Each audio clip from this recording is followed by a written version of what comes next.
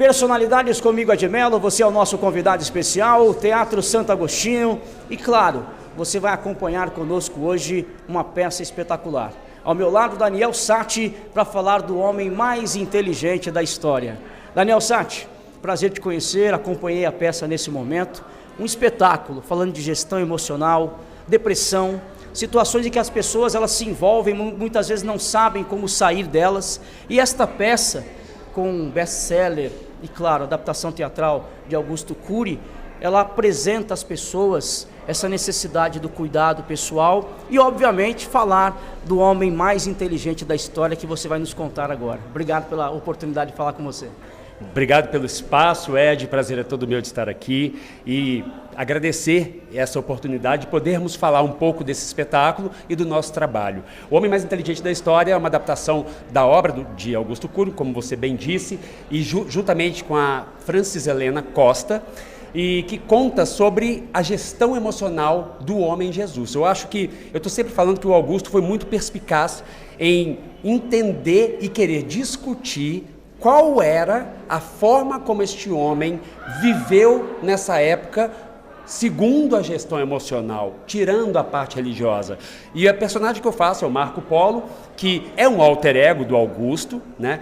Essa história é uma história real de 15 anos de pesquisa dele, e ele escreve o Marco Polo à frente dessa trajetória, estudando a vida deste homem, né? Onde ele passa por uma ONU, é desafiado a estudar a mente do homem Jesus. Ele, como ateu convicto, ele se recusa até que ele cede com uma condição. Ok, vamos estudá-lo então, pelo viés das ciências humanas.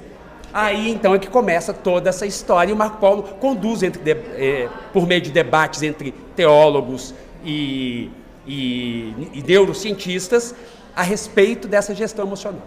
Marco Polo, ateu. As pessoas que nos assistem hoje, o homem mais inteligente da história, caem numa dúvida positiva, inclusive. Porque alguns questionamentos que acontecem aí na peça, realmente as pessoas ficam sem respostas, né?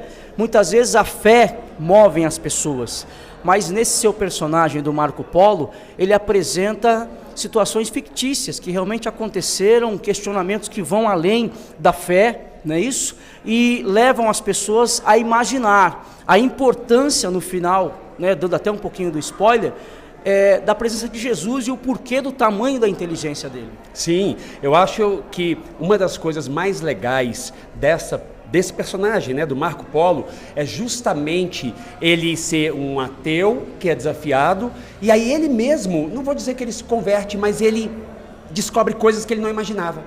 E aí, ou seja, o que é mais importante? São os questionamentos que não podem parar, os aprendizados que vão existir para sempre, o amor que sem ele nada acontece nesse planeta. Então, assim, são pontos muito fundamentais e importantes para a vida de qualquer um de nós, ser humano, né? Para poder conduzir a vida. E ele, como esse cara antes, só cientista, né? Ali, né? Regido por textos, por pesquisas, tem um lado, sim, da fé, tem um lado baseado no que é real, no que sim.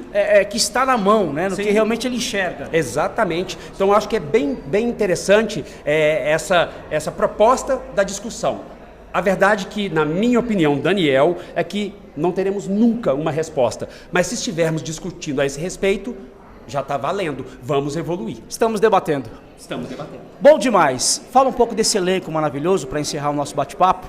Um elenco espetacular, apesar da seriedade do tema, a gente se diverte, a gente curte o tema, a gente acaba se envolvendo com tudo que acontece.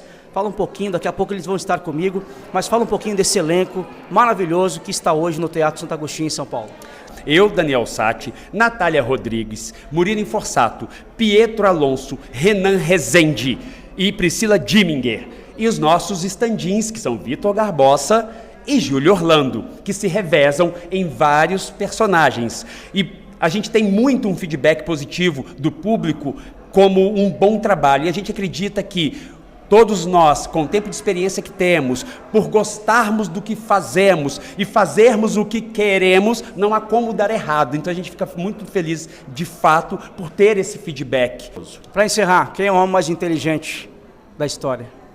Olha, eu acho que o homem mais inteligente da história é aquele que consegue, pelo menos, tentar parecer com o homem Jesus na gestão emocional dele. O que a gente precisa tentar entender, porque não é fácil ser humano nesse planeta cheio de seres humanos, né? Muito obrigado, muito sucesso. Até março, não é isso? Até final de março, no Teatro Santo Agostinho, aos sábados às 20 horas, aos domingos às 18 horas, em São Paulo. Te encontro no Stefano Canavésio. Abraço, Stefano. Um beijo, irmão.